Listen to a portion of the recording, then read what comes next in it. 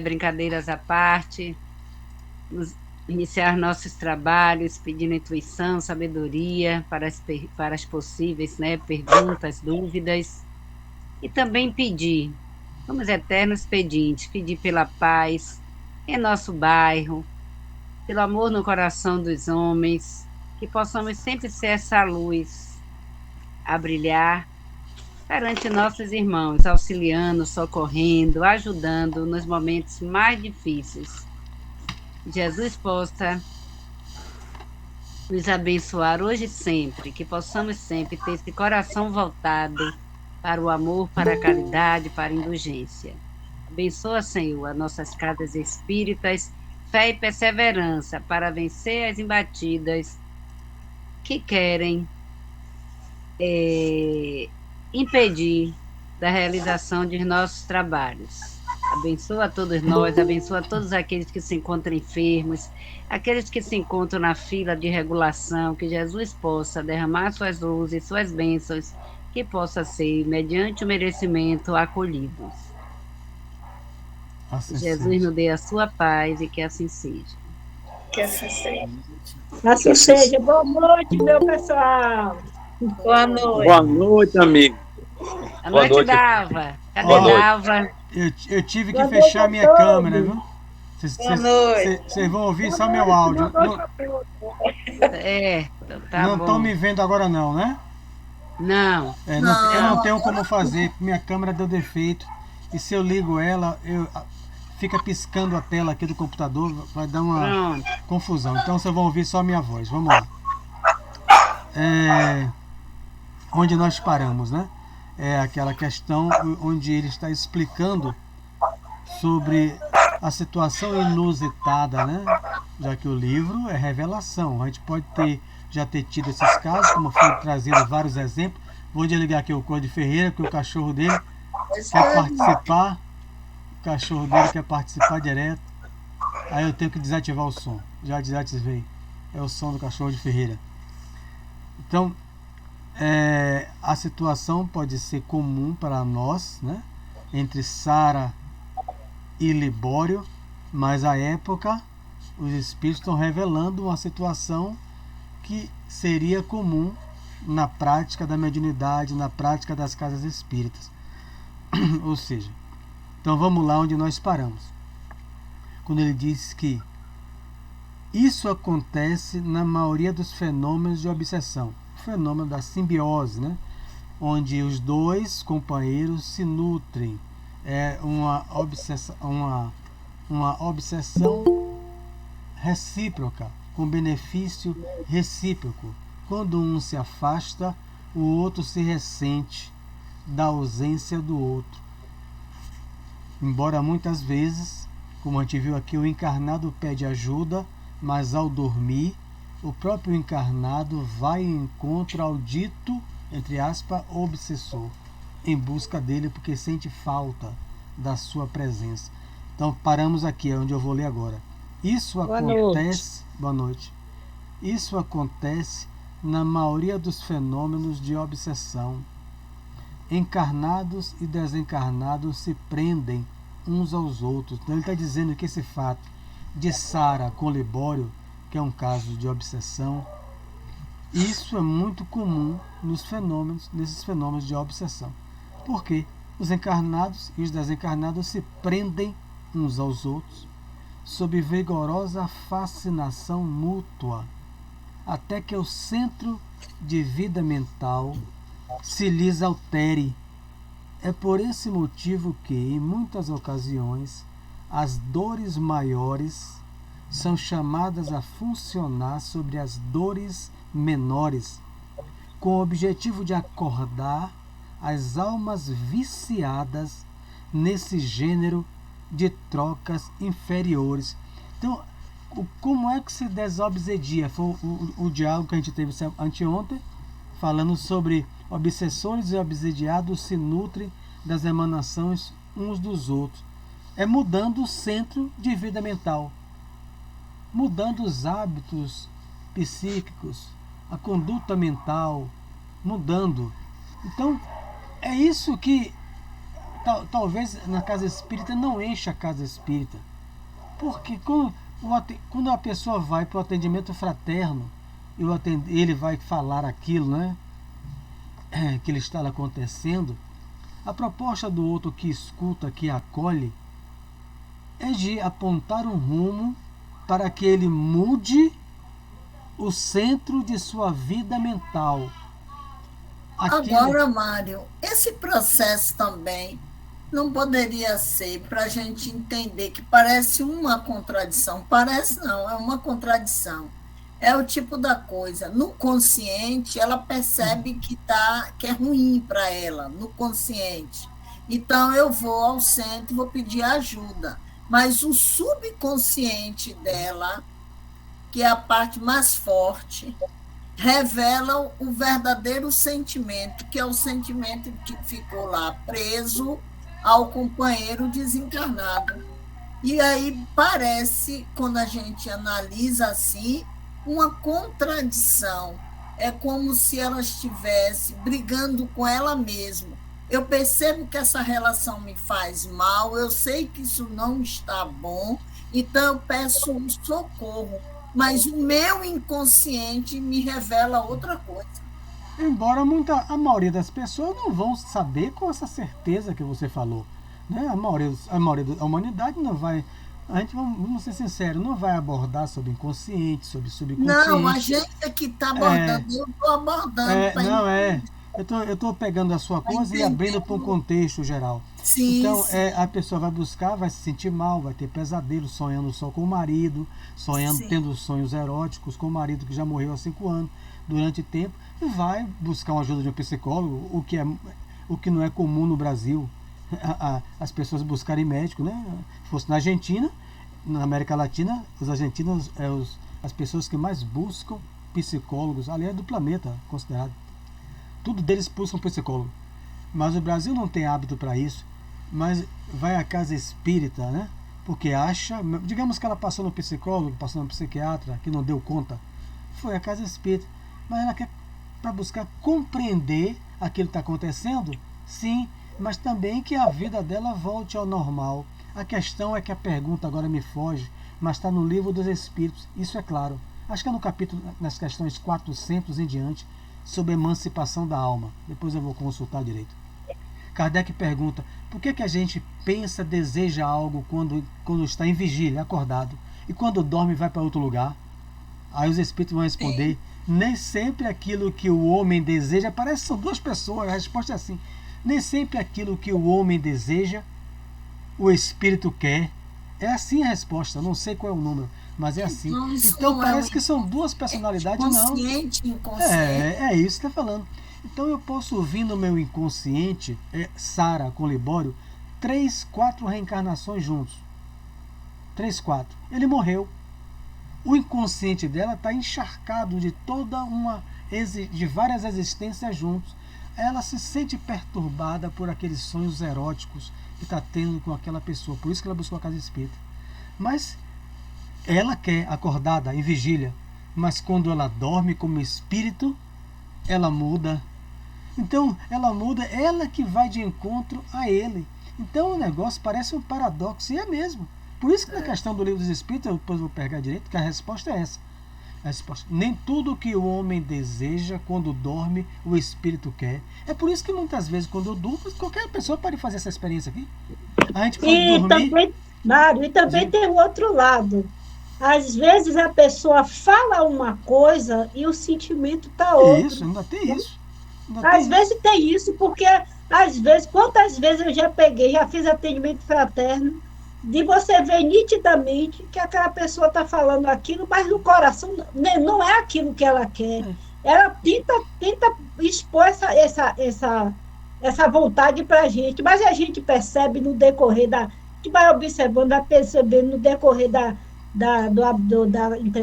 entrevista não, da conversação, que solta alguma coisa que a gente percebe que no fundo, ela tem vontade de fazer aquilo, mas não é isso que ela quer. É isso. Então ainda tem isso, esconde, né? A pessoa esconde, se ofusca. Então, ela é uma alma, e ele também, viciada. Eles são viciados. Eu vou deixar você falar. Eles são viciados. Como alguém que é viciado na nicotina, eles são viciados em estar juntos, em conversar, em bater papo, em namorar, em dialogar. Almas viciadas nesse gênero de trocas inferiores. Diga, Josimir. Eu falo por experiência própria, que no fundo, a gente tem a consciência de que a gente tem que sair desse problema. Eu estou falando por experiência. É fácil? Não é fácil. É uma luta você contra você mesmo. Mas você tem plena consciência do que o que está acontecendo contigo. Uma hora, um momento, você vai ter que dar um basta. Porque você não se sente bem.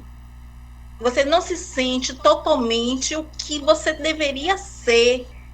É como se você estivesse vivendo duas situações e nenhuma realidade. O seu querer, a sua vontade não existe. Você sempre está fazendo o que o outro quer. Mas o seu subconsciente está lhe cobrando. Lhe cobra. Isso. E aí chega uma hora, como a gente sempre está dizendo, e não é uma mentira, a gente, ser humano, tem um limite. Aí quando a gente chega a esse limite, a gente dá um basta.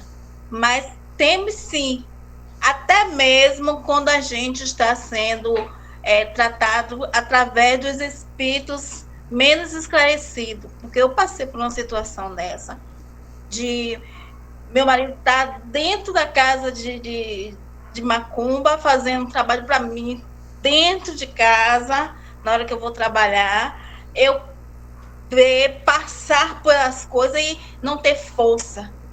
Eu já passei por toda essa coisa e digo a você, eu tinha plena consciência de que tudo aquilo ali um dia tinha que passar, e isso dependia, eu tinha plena consciência que dependia de mim. É isso. Você mudou o seu centro de vida mental. Você despertou sua consciência e eu vou modificar isso. Você não tentou modificar ele. Você tentou modificar a você. Se isso não acontece, o que ele diz aqui? Qual é a solução? As dores maiores são chamadas a funcionar sobre as dores menores. Então, acontecem coisas que Deus determina que vai ser a dor para fazer o outro despertar, para mudar o seu pensamento, os seus hábitos, a mudar a sua conduta psíquica, a sua maneira de ser.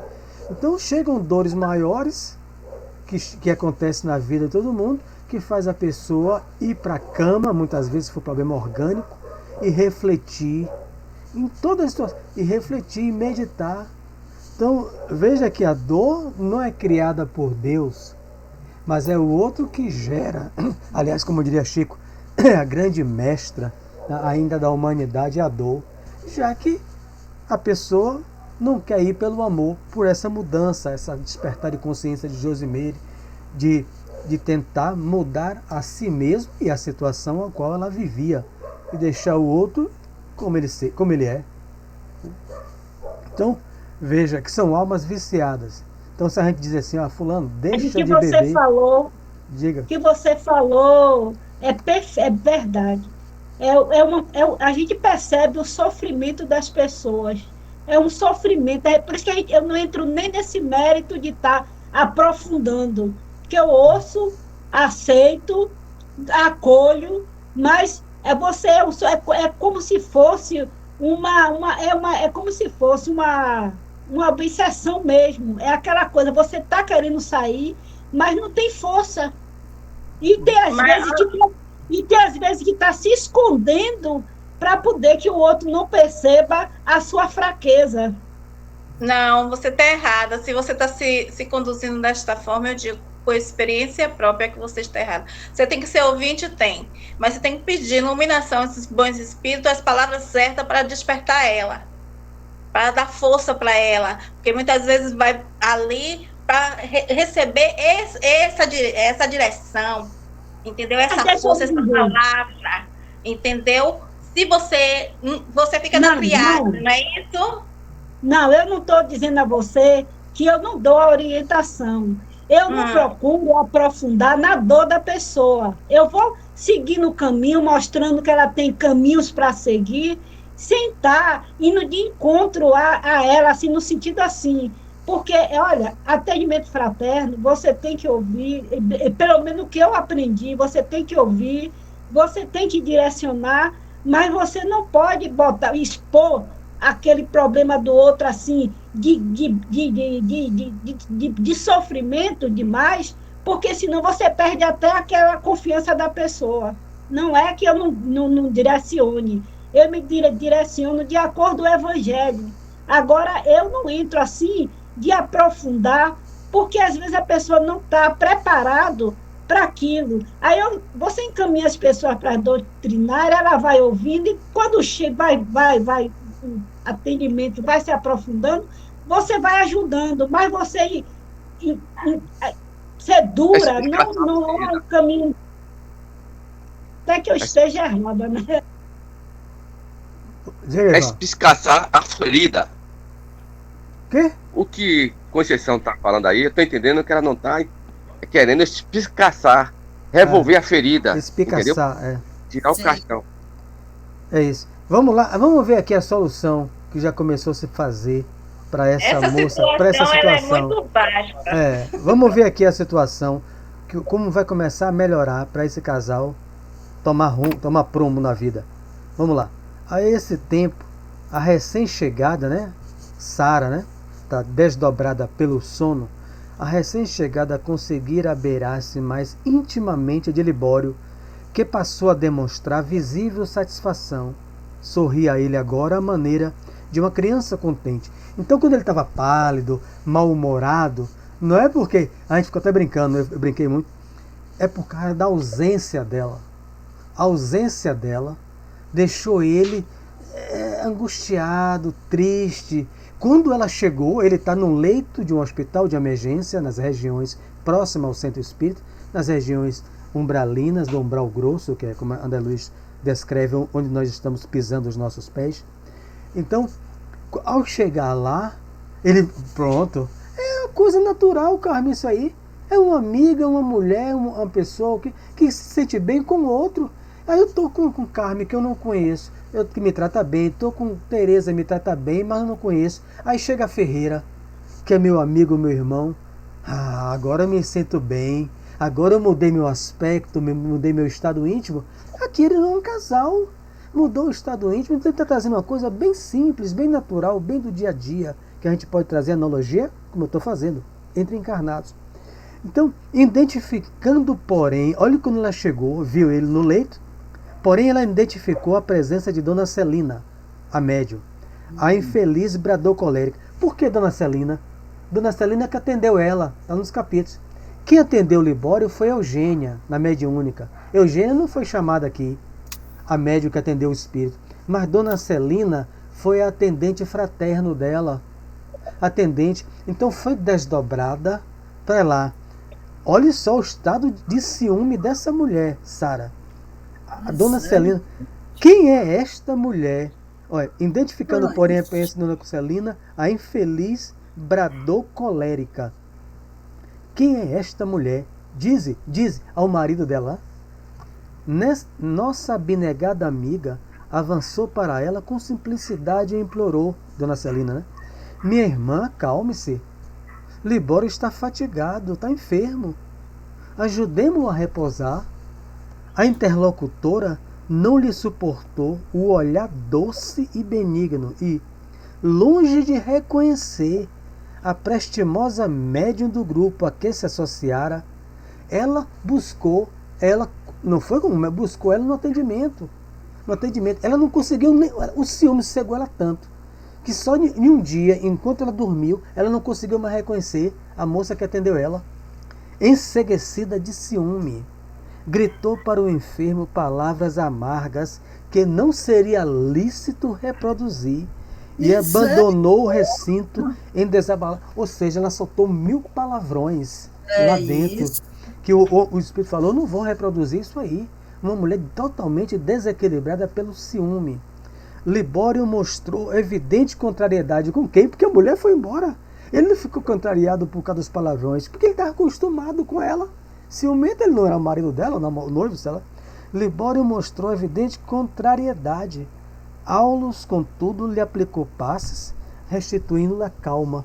Em seguida, o assistente nos disse amorável, né? Com amor, né? Como vemos, a bondade divina é tão grande que até os nossos sentimentos menos dignos são aproveitados em nossa própria defesa. Aí ele vai explicar, né, o ciúme, o sentimento menos digno, o interesse, o desejo sexual entre os dois, embora um desencarnado. Então ele faz esse eufemismo, né? O despeito da visitante, encontrando Celina junto do enfermo, né, dar-nos-á tréguas valiosas, uma vez que teremos algum tempo para auxiliá-lo nas reflexões necessárias para ele mudar o centro da sua vida mental, né? Que relação doente. Quando acordar no corpo, ela, né? Pela manhã, nossa pobre amiga lembrar-se-á vagamente de haver sonhado com Libório ao lado de uma companheira, pintando um quadro de impressões a seu bel prazer, porquanto cada mente vê nos outros aquilo que traz em si mesmo. Eu grifei isso, cara, porque isso aqui é base para psicologia. É chamado o Homem Espelho, Jung, e que Joana trabalha em 17 obras. E que Jesus só falou mais simples, né? Jesus foi dizer assim, eu posso ver o cisco daqui no olho de Teresa e não consigo ver uma trave no meu. É isso que Jesus diz que os psicólogos vão trabalhar, o que ele está falando. Então, se eu tenho um defeito, eu vejo esse defeito em um pequeno gesto de Teresa, porque eu tenho ele também. A questão é que eu não consigo ver as minhas imperfeições. Então ele está dizendo, cada mente vê nos outros aquilo que traz em si mesmo. O que é que ela é ciumenta? A ciumenta ou o ciumento, quando vê alguém próximo ao seu marido, à sua mulher, ela vê uma competidora, ela vê uma inimiga, porque é ela que é ciumenta, é ela que é. Então todo mundo que está junto do marido, ou ao contrário, a mulher, o homem para a mulher, todo aquele é um homem que está tentando lhe tomar a companheira. Cada um só vê nos outros aquilo que traz em si mesmo. Isso aqui, falta de confiança em si também, né? Isso aqui é fácil falar, mas vai dizer isso no dia a dia, eu vou mergulhar para dentro de si. Então toda vez que eu identifico, não é que a gente viva alienado no mundo, mas toda vez que eu consigo ver um cisco nos meus companheiros, é porque eu tenho traves dentro de mim que eu não consigo ver, traves de defeitos. Isso. Então, qual o meio de auxiliar aqui, Josimeire e ela? Bom, o ciúme dela, esse sentimento menos digno. O ciúme é uma enfermidade psíquica, já se sabe disso. Isso aqui vai ser uma ajuda, porque ela vai ficar um tempão com raiva do marido. Ela vai dourar aquilo a seu bel prazer. Rapaz, vai ser bom para ele. Eu ainda penso naquele traste, e eu sonhei com ele com outra. Mesmo que ela não saiba de vida. Vai dizer que foi um pesadelo. Mas ele tinha amante, eu nunca soube, mas às vezes às vezes meu anjo da guarda me avisou que eu tô. Quem é que não já ouviu isso? Já ouvi esse atendimento fraterno? Mas já ouvi no atendimento fraterno. Peraí. Então, eu não vou orar mais por ele. Eu não quero. Eu vou pegar as fotos dele, eu vou dar todas. Vai ser bom. Não a foto da oração, mas não quero mais saber de foto, de lembrança. É isso que ele quer. É isso aqui que o guia quer. Nesse caso aqui, a gente não vai pegar o pé da letra. Nesse caso aqui, porque a gente já viu outro caso que não é assim. Abelardo e a outra. Nesse caso, o guia quer que ela se irrite mesmo. Pegue as fotos dele, Dalva. Dê tudo, queime, faça tudo. Pelo menos deixe o homem em paz. Diga, Josemira. Precisa. Eu estou dizendo, Mário, parece até um absurdo que eu vou dizer, mas eu já conheci mulher que tinha ciúme do que o homem sonhava. Rapaz. Com quem sonhava. Do que quem pensa. Sonhava, é sério, com quem sonhava. Caramba. Você está pensando em quem? Rapaz, pensando em você, meu amor. Rapaz, isso você vê que é uma enfermidade. Pô. A pessoa tem que fazer aquilo que Josimeire falou, orientado por Jesus. Observe dentro de você para mudar a sua centro de vida mental. Tem gente que só pensa no outro, pô. Você precisa pensar em você. A gente pensa assim, Mário, que esse processo aí mesmo, né, de obsessão, de encarnado para desencarnar e desencarnado para encarnado. Mas eu só fico imaginando assim, porque eu já passei por um processo e digo a vocês, é muito sofrido, muito sofrido. Mesmo uma pessoa que está querendo sair, se resgatar, viver sua vida, não pense, tá saindo de boa. Não, não tá. Não tá, porque você, querendo ou não, é uma pessoa que viveu uma vida contigo. E eu te juro, como eu estou viva aqui hoje, desejo para ele toda a felicidade, toda assim, tudo que for de bom para ele, eu desejo, sabe? E fico triste porque sei que ele, de tudo, não está bem. Fico triste por ele. Às vezes eu sento e converso com ele pelo Zap, mas eu sinto que ele não está bem. Não é que eu venha nutrir para ele um sentimento de homem e mulher. Eu não tenho mais esse sentimento. Mas eu tenho um sentimento de irmã para irmã. Isso é um avanço. E quando a gente realmente ama uma pessoa, que eu tiro assim pelos meus filhos, como a gente ama um filho, independente do que ele já fez ou deixou de fazer, você só quer o bem dele. E eu vejo isso como um amor. É isso que eu tenho hoje por ele. E eu sinto muito por ele não seguir a caminhada dele de uma boa. A sua ação é isso, é um amor fraternal, e você colocar o nome dele nas suas orações, nos pedidos aos guias, e entregar ele a Deus. Você continua. É isso que é um progresso. Está no capítulo 11 que eu lhe falei. Eu não conversei com você particular ainda, mas está no capítulo 11 do Evangelho segundo o Espiritismo. Vai explicar isso bem a você, o item Lei de Amor.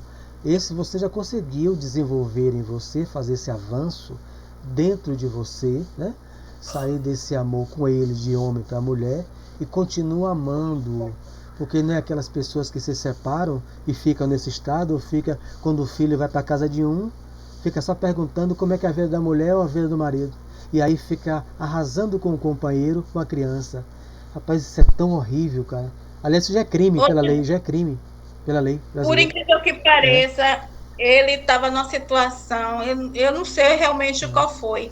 Eu só sei que quando eu botei um bom dia para ele, fiz tipo assim uma mensagem, tipo uma oração para ele, em áudio, que ele abriu e escutou, ele mandou um áudio para mim chorando.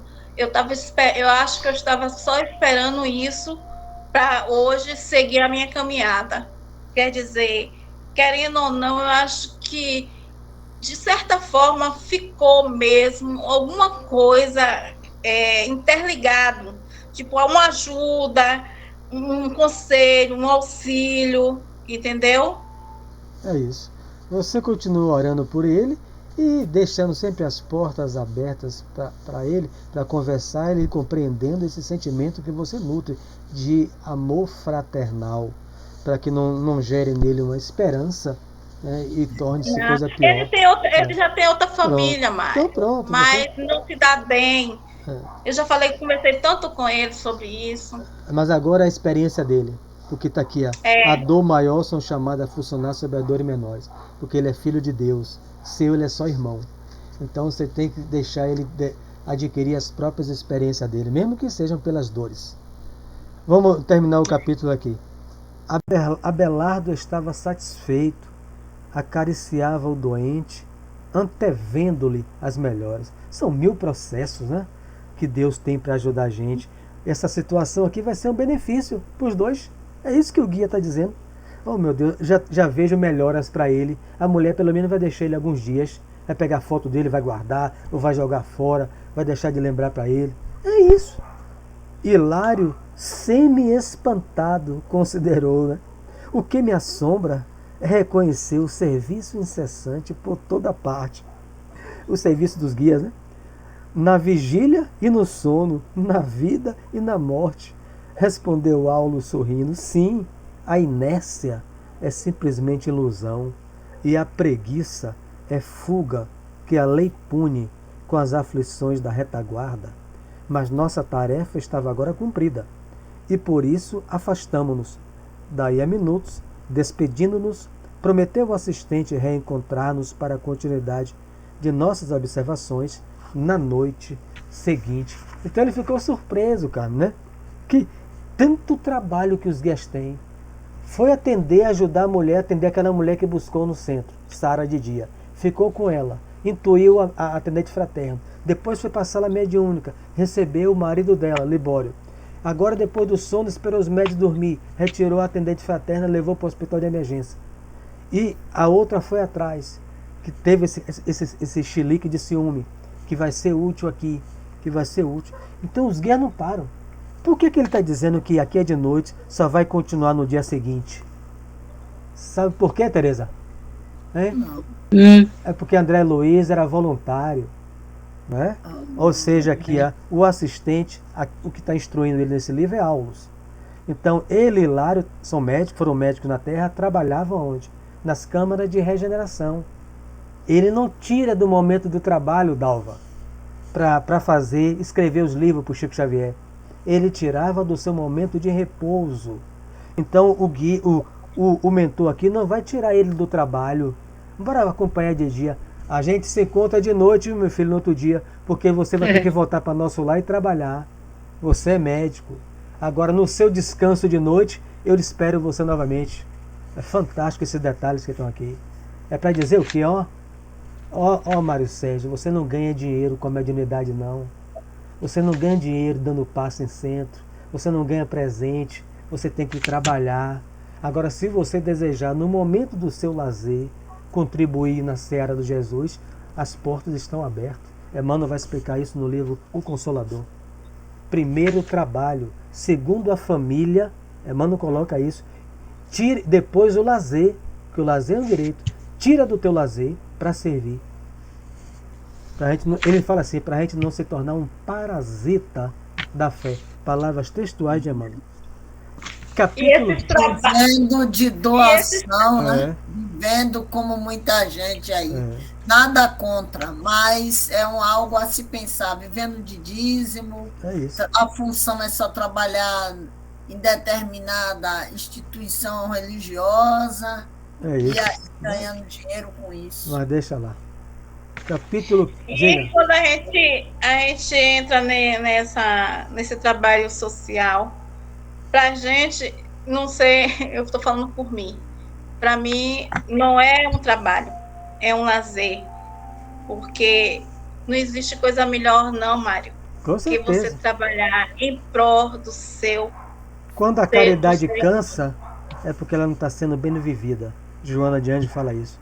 A caridade deve beneficiar primeiro a quem faz a caridade. É muito bom. André Luiz, depois eu passo uma página para você, que é de André Luiz, no livro Estude Viva, que ele vai explicar essa sensação que você está sentindo e que a ciência médica, em pesquisa, monitorando as pessoas que fazem a caridade, iluminam-se áreas diferentes no cérebro daqueles que não fazem a caridade. Capítulo 15. Antes do capítulo 15, Mário, eu queria fazer só uma pequena colocação. Ok. Aqui no serviço é um trabalho muito grande de atendimento. Quem não sabe de nada faz um pedido encarnado e depois ainda se dá o luxo de dizer assim, está demorando demais. Eu fiz um pedido, está demorando demais para chegar ao resultado. Isso é comum, né?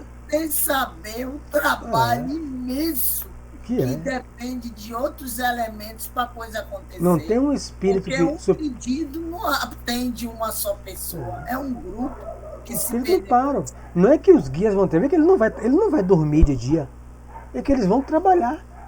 E a necessidade de cada um. Aulos coordena o assistente aqui, que é Aulos, ele já falou na abertura. Ele integra a equipe da espiritualização do Brasil. Ele é um dos encarregados. O espiritismo, quando veio para o Brasil, ficou aí um encargo, segundo Emmanuel, de Francisco de Assis. É ele que traz, Jesus dá a missão a ele de coordenar o espiritismo no Brasil. Francisco de Aulos, ele integra a equipe de Francisco de Assis. Ele tem muito o que fazer.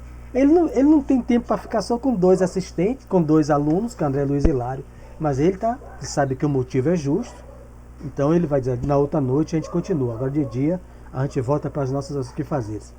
Então vamos lá. Eles vão... E mais, viu, Carmen? Muitas vezes o pedido não é atendido porque a pessoa não tem o merecimento, né? Isso a gente já é outra coisa. Forças viciadas. Esse capítulo vai trabalhar, que André Luiz chama no livro Mediunidade, Mecanismo da Mediunidade. Ele vai trabalhar esse tema, se aprofundar nesse capítulo. Mas ele vai dizer a mediunidade ignorada. Então eles vão, entre o espaço, né? Eles vão o quê? Cair à noite. Ó, vamos lá, começou. Já é no outro dia. Ou seja, na outra noite, do outro dia. Né? Cair à noite. André Luiz já trabalhou, já voltou para a terra. Após o dia quente, ele está vendo que está escurecendo na terra, a multidão desfilava na via pública, evidentemente buscando o ar fresco. Aqui é a mediunidade comum, que ele vai trabalhar o capítulo todo, desconhecida da humanidade. Dirigimos a outro templo espírita, que a gente vai ver no capítulo 16. Né? E dirigíamos a outro templo espírita, em companhia de Aulos, segundo o nosso plano de trabalho, quando tivemos nossa atenção voltada para a enorme gritaria. Aí, Ivan gosta sempre de lembrar isso para mim. Planejamento. Nada aqui é solto. Né? Há um plano de trabalho. Essas palavras aqui não estão soltas. É que quando nós... vamos fazer um evangelho na casa de fulano, vou chamar Carmen, vou chamar Ivan. Isso é plano de trabalho. Eu ligo, você pode ir, você pode aplicar o passe nesse dia, se precisar de uma emergência na casa da pessoa. Ivan, você pode ler, você tá bem para isso. A gente faz isso, nossos guias já estão à frente de nós, já estão conosco. A gente já está estabelecendo um plano de trabalho. Não é chegar assim, não, vamos agora. Não, eu vou sozinho mesmo. Ao Léo, tudo tem um plano de trabalho. Tá vendo? Uma enorme gritaria na rua. 2 guardas arrastavam, de restaurante barato, um homem maduro em deploráveis condições de embriaguez. Na porta de um bar, né? O mísero esperneava e proferia palavras rudes, protestando. Aí Aulos disse, observem o nosso infeliz irmão, determinou o orientador. E porque não havia muito tempo entre a porta ruidosa e o carro policial, pusemos-nos em observação. A polícia foi chamada para levar aquele bêbado importuno dentro de uma casa, num restaurante com música ao vivo, que eles vão entrar, né? Achava-se o pobre amigo abraçado por uma entidade da sombra, qual se um polvo estranho o absorvesse. Então ele dá uma imagem, né? Como se tivesse um polvo com os seus tentáculos enrolado todo no corpo dele. Um espírito, com suas projeções perispirituais, totalmente enraizado no perispírito dele, do homem encarnado. No átimo, reparamos que a bebedeira alcançava os 2, porquanto se justapunham completamente um ao outro, exibindo as mesmas perturbações. Os 2 estavam bêbados. Os 2. Porque o que um bebe, o outro absorve. Né? O outro absorve com as emanações do fluido animalizado do outro e a parte etílica também. O outro absorve o líquido, a parte também da substância etílica, e o outro absorve ela muito mais puro, porque passou pelo filtro corporal dele e perispiritual. O outro recebe o desencarnado, o álcool em toda a sua essência. Então os 2 estão embriagados. Em breves instantes, o veículo buzinou com pressa e não nos foi possível dilatar anotações. A polícia veio levar o bêbado inconveniente, né? Perturbando no bar. O quadro daria ensejo a valiosos apontamentos. Ante a alegação de Hilário, o assistente considerou que dispunhamos de tempo bastante para a colheita de alguns registros interessantes e convidou-nos a entrar. Fantástico. Então estão indo a um centro espírita, né, onde vai ter as cartas consoladoras, né, eles vão acompanhar esse trabalho, e no caminho centro vai começar 8 horas, são 7 da noite, bora observar. A casa de pasto, né? Era como se chamava, né?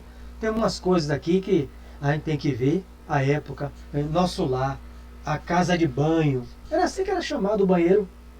Né? Em 1943, banheiro era chamado, Tereza, casa de banho. Restaurante, casa de pasto. Né? Graças a Deus que mudou, eu gosto muito. Então, a casa de pasto regurgitava de gente, né? Muita alegria, muita gente. Um restaurante, provavelmente com música ao vivo. Lá dentro, certo, recolheríamos material adequado a expressivas lições. Eles entraram. Transpusemos a entrada. As emanações do ambiente produziu em nós indefinível mal-estar. Psicometria. Capítulo 14, Kardec vai trabalhar como sensitivo ou impressionável. Base de toda a faculdade mediúnica. A intuição e fisicamente, eles Kardec chamam de sensitivo ou impressionável. Então, todos nós passamos por isso. Então, Ferreira pode ir a um local, aí geralmente pode sentir um arrepio, é o que Kardec coloca lá no Livro dos Médiuns. Às vezes as pessoas sentem um arrepio, ou sente uma opressão. Cada um somatiza de um jeito. Outros é falta de ar, agonia, angústia, ansiedade, o coração dispara aí conforme cada um. Não existe ninguém igual ao outro. Aí o ambiente está carregado e está mesmo. Que capítulo é, Mário? 15. Capítulo, Livro dos Médiuns, capítulo 14, isso aí. Tá. Então é a primeira parte, quando ele começa a identificar. Então, o arrepio, sentiu, impressionou a eles uma impressão do ambiente, uma leitura do ambiente. Os espíritos também produziam mal-estar. Se é um ambiente bom, bem-estar. Um ambiente desse mal-estar. Para esses espíritos, né? Porque os outros aqui não estão sentindo mal-estar nenhum. Junto de fumantes e bebedores inveterados, criaturas desencarnadas de triste feição se demoravam expectantes. Algumas sorviam as baforadas de fumo arremessadas ao ar, ainda aquecidas pelo calor dos pulmões que as expulsavam. Nisso, encontrando duas coisas, Carmen, ó. Não estou sem câmera. Alegria e alimento. As outras aspiravam o hálito de alcoólatras impenitentes. As entidades são tão ligadas às sensações da terra que elas não têm conhecimento nenhum. E bastava ela concentrar o pensamento e expandir um processo natural do seu perispírito, expansão perispiritual. Estudamos isso com James Ney, os livros estão aí, para que ela pudesse se justapor à aura do encarnado e absorver pelo centro gástrico, né? Centro gástrico, como as emanações do álcool, do cigarro, dessas coisas, nesses centros que é o centro esses centros mais próximos da nossa vida material, e se nutrir e se alegrar. Mas elas estão tão coisas que elas estão ainda cheirando, buscando, fazendo um movimento gestual de cheirar para absorver. Não sabe às vezes nem que morreu a maioria delas, ou colado com a boca. Agora imagina aí, cara, eu bebi muito tempo. Você imaginar que tem livros desenhados sobre isso aqui. Você está bebendo um copo e o outro está com a boca colada na minha, quando eu bebia. E eu sem ver, e ele bebendo também. Ele está sentindo alegre, porque quem está no bar está buscando alegria, é óbvio. Né? E até os textos estão buscando alegria. E alimento para eles. Por que o alimento? Porque aquilo sai do nosso fluido vital. Do que a gente comeu, do que a gente está bebendo, do tira-gosto ali, né? Do que a gente sente, do que pensa. Ele se nutre, ele se deforma. Então, a forma dele ficam terríveis. Por quê? Porque o fluido vital é inerente a quando estamos encarnados. Se o espírito começa a sugar, como é o comum, vampirizar o nosso fluido, o perispírito dele fica pesado, fica denso, ele se deforma.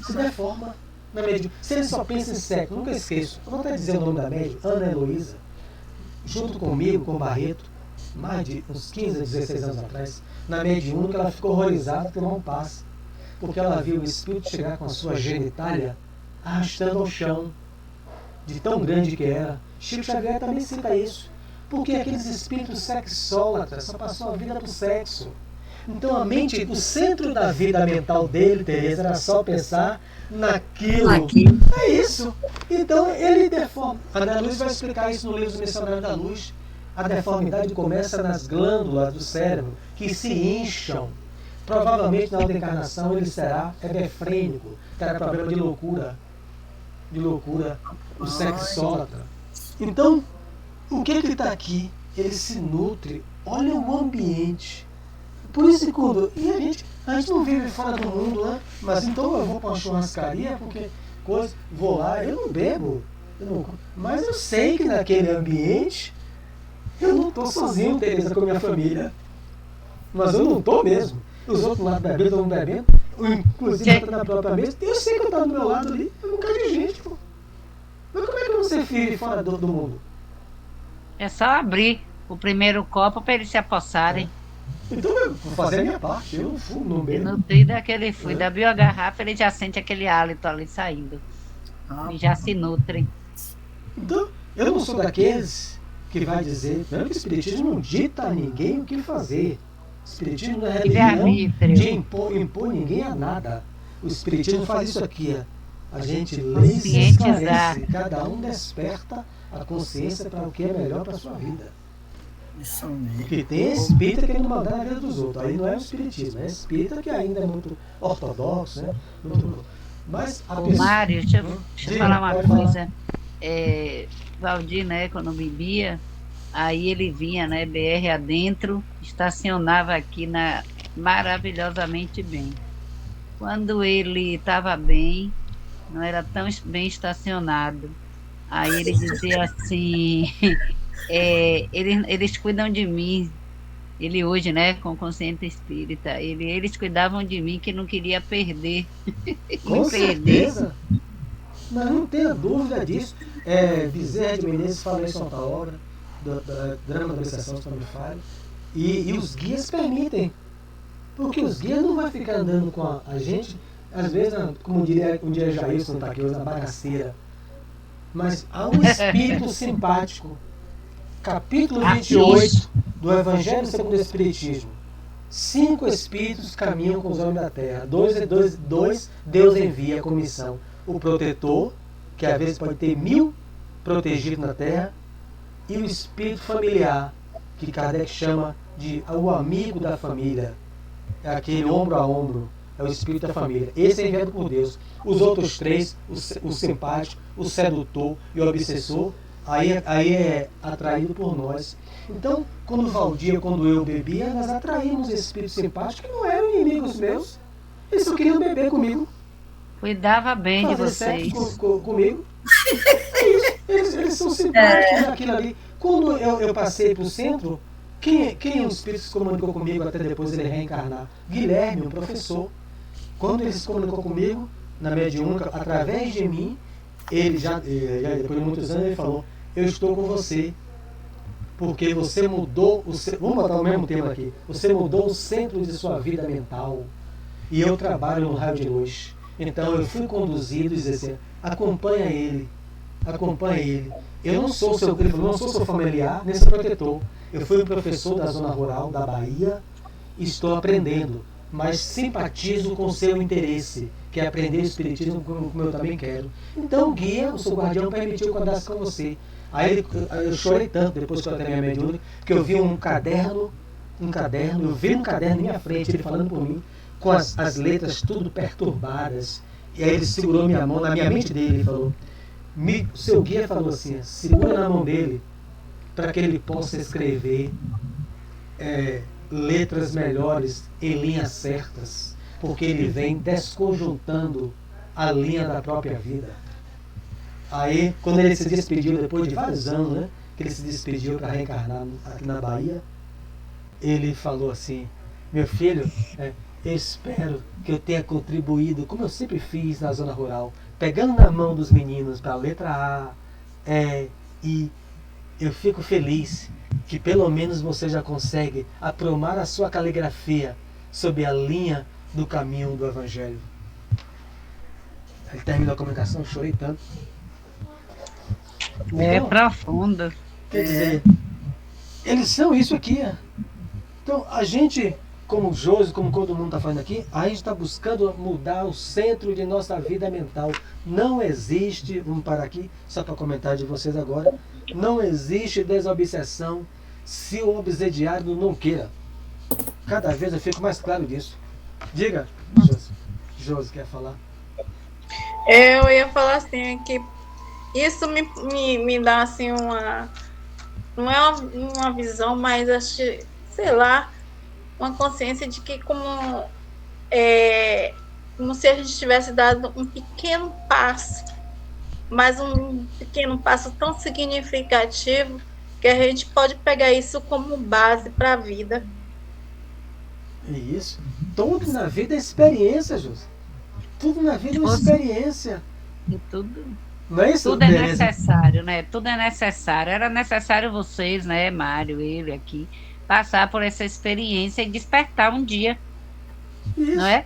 Você aprendeu, tirou a lição, buscando aqui também.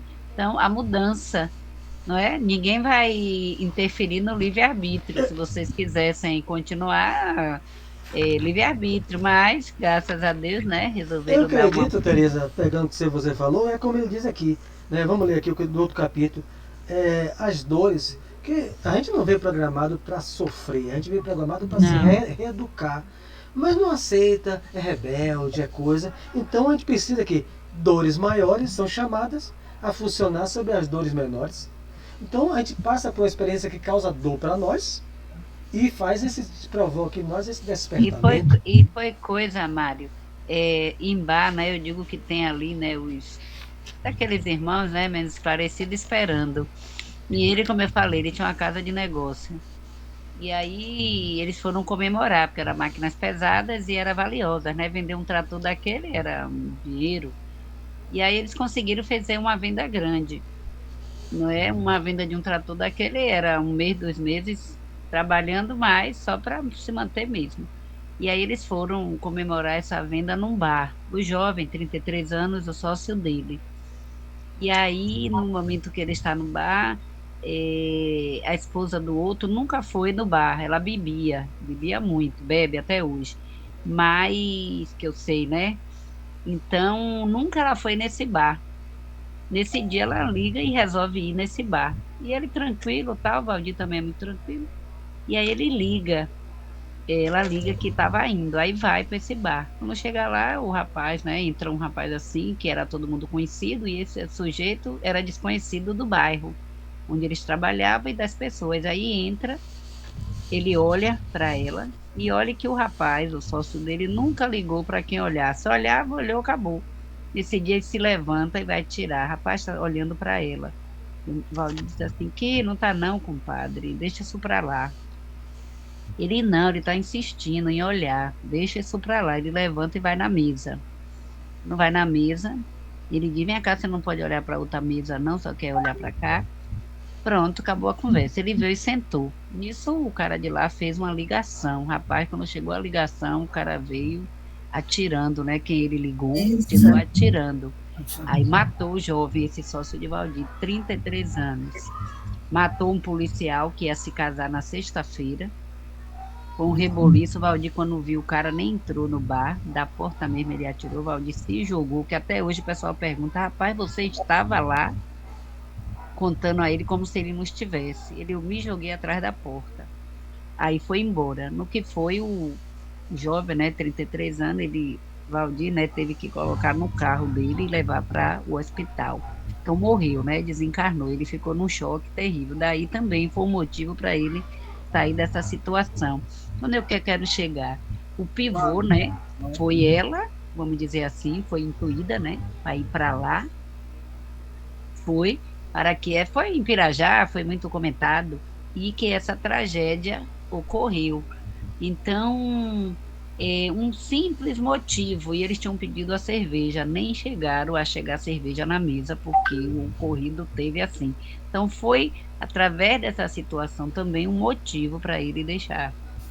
Ou seja, das dores maiores provocou. Veja como... Então, esse capítulo, a gente vai fazer a prece agora.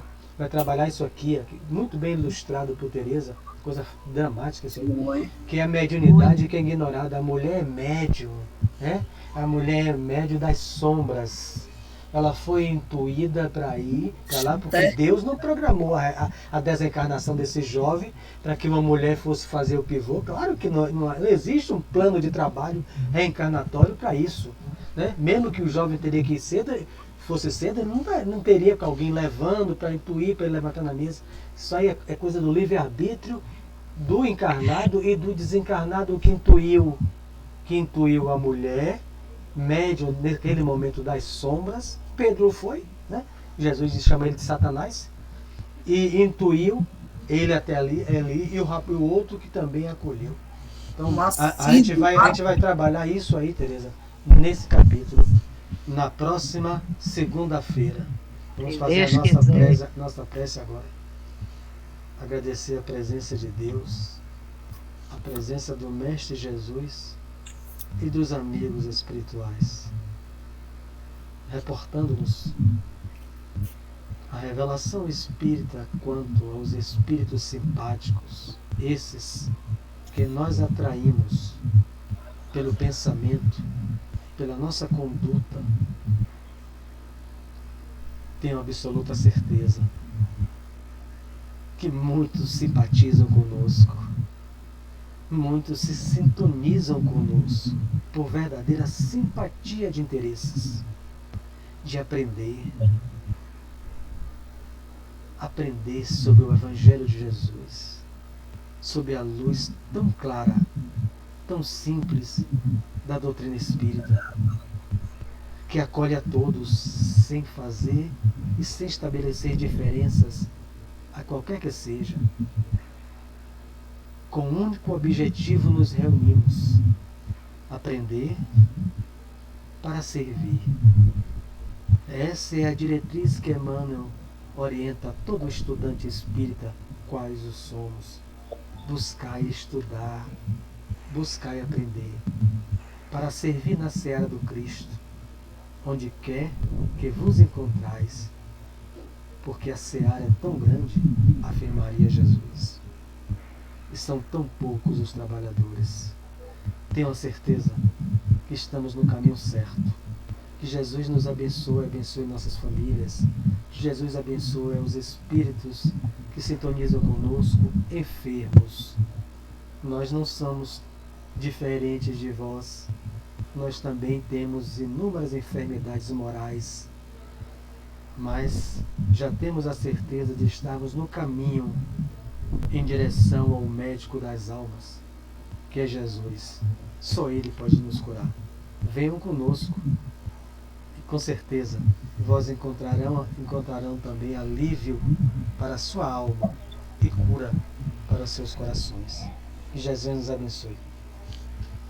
Que assim seja. Que assim seja. Boa noite a todos.